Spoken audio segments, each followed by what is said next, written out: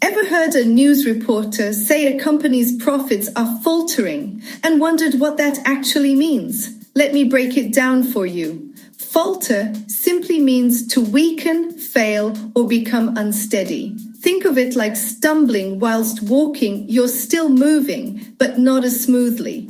In business, when something falters, it's losing strength. For example, the restaurant chain's sales began to falter after the food safety scandal. This means their sales started dropping and becoming weaker. Or the startup's growth faltered when they ran out of funding.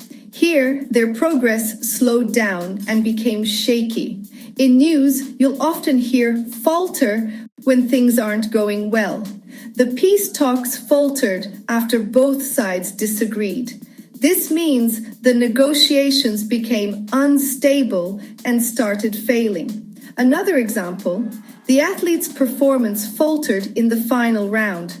Their performance weakened when it mattered most. Now, let's test your understanding. Which sentence uses falter correctly? The company's profits faltered last quarter. Or B, the company faltered a new product. If you chose A, brilliant. The profits became weaker. That's falter sorted. Thanks for learning with me today. And don't forget to check out our next vocabulary video. Cheerio!